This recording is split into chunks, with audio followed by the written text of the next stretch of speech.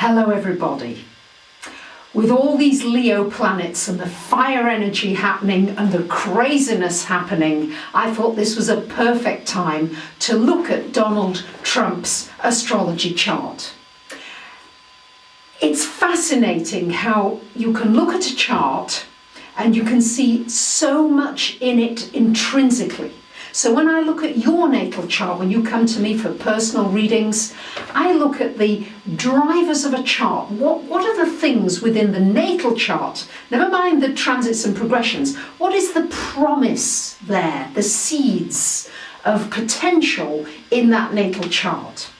And with Donald Trump, it really stands out like a sore thumb, which is great because he's a great example to use. So he's got Moon here in Sagittarius. Okay, so the Moon here, Sagittarius, is a fire sign. It's a big sign. Sagittarius sees everything huge. And of course, Trump Towers, everything to do with Donald Trump. He doesn't do anything small. The fourth house has everything to do with real estate, building, construction. His Moon there. This is a tremendous interest in that, and also the Moon is your emotions, so the emotional self gets a lot of security from feeling that he owns real estate. Now, let's look at the fact that this Moon here, this huge Moon, is opposite his Sun in Gemini, conjunct the North Node, conjunct Uranus up here in this 10th house. So we've got this whole opposition going on between his Sun and Uranus. Well, he wants to be different. Sun, Uranus together is somebody who thinks differently, who thinks outside the box, who comes up with new and interesting ideas, and is always looking for something that will surprise people, shock people. He loves to have this shock factor, this surprise factor is something that appeals to him greatly. It's very interesting that that North Node is sitting right in the middle of the Sun and Uranus. So this means that the South Node of the Moon is conjunct to that, is actually conjunct to his Moon. So, some astrologers look at this as it could be past lifetimes. You've had past lifetimes, so he's had past lifetimes where he's been very successful with real estate. He's had big dreams. He's had a lot of success. This lifetime, this North Node pulling him out, and yes, he likes to be out here, definitely. He's Leo rising, 29 degrees and 58 minutes of Leo rising, and that is exactly on the fixed star Regulus.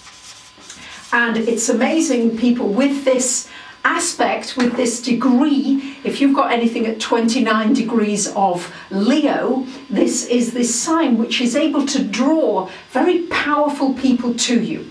I've got a wonderful new friend. She has her Sun at this degree. She can pull all kinds of powerful people in. It's just, it has a drawing, it's got a magnetic quality. So here, this is his ascendant. This is this drawing card. So as you see, there's a lot of fire here. There's the fire element. He's got Mars in Leo, which is, yes, the big I am. He's got Pluto in Leo as well. So we know that he's arrived. We know Donald Trump has got a real presence when he enters a room. And you know, he's not afraid with Sun and Uranus together. Sun and Uranus has a feeling of an Aquarian energy. Yes, because Uranus is ruled by Aquarius, Uranus go together. So this is somebody who just speaks out sometimes, just comes out, really. This is just how it is. That's how he sees it, and he doesn't much care. He was the only candidate who said, yeah, okay, I'll run as an independent if necessary. Doesn't bother him, really doesn't get to him, truly. This Moon in Sag here, yes, it's got a sensitivity, of course, but he blows it off with another big dream, another big idea. And so, of course, we've got this Venus retrograde energy, has been energizing all his Leo planets. And there's been this surprise as he's really entered the presidential election with such a so-called positive note for many people. Now, please, I am not getting political. The purpose for doing this is just to share with you my excitement about astrology and how it shows us so much. So let's look at money. Taurus on the midheaven. That's money in itself. That's a focus on money. The money house. Jupiter and Neptune in the money house. You couldn't get two better planets actually together in the house of money. Jupiter expands. Neptune can be very, very fortunate financially, but equally, he does have the square from Neptune to his Mercury, so he has put his foot in it on many occasions, and he's had a lot of losses as well to sustain because of this Mercury square to that Neptune energy. Of course, he's got this wonderful trine from that Jupiter to Uranus going on, so he kind of always finds a way to get himself out of trouble.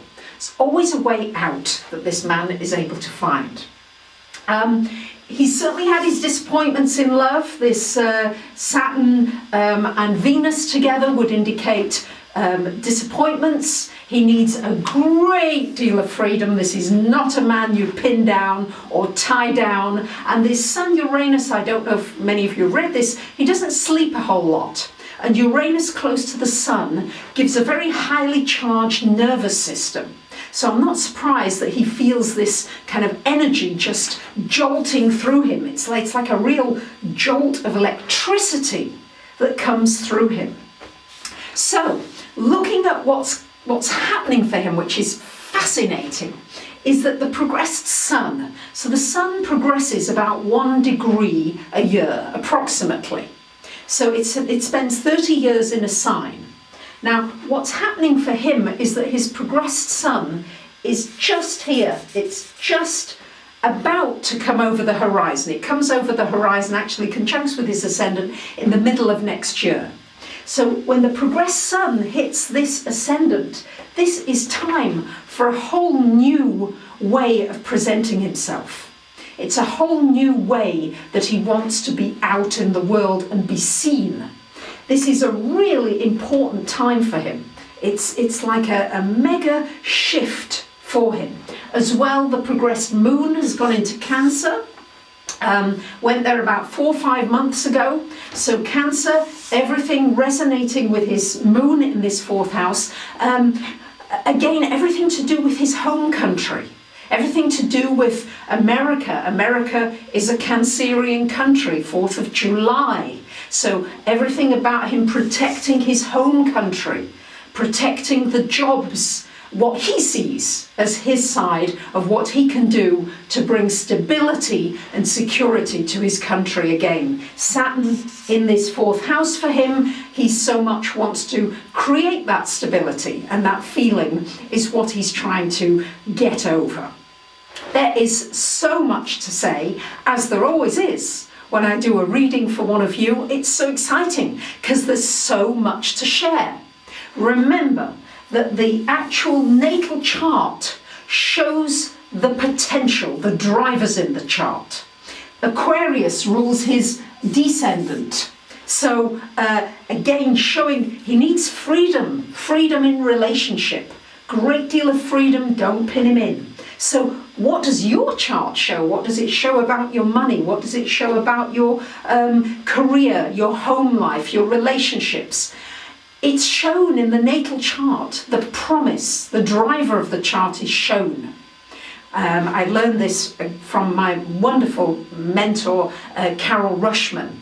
She's amazing. She talks about the driver in the chart. And that shows you the seeds. Without that driver, there is no great desire. You know, this man has a great desire for money and wealth and big things. And that's shown in the natal chart. That's why having a child reading is very valuable. It shows you what's there potentially. And then as the transits and progressions happen, that's when I see what's coming up for you, what's happening for you. So I felt I had to share that. A lot of passion came up in me at this time with all the planets in Leo and the new moon in Leo. So I hope you've enjoyed this. I hope I've inspired you to do something you feel passionate about with all this Leo energy. Thanks for listening. Bye for now.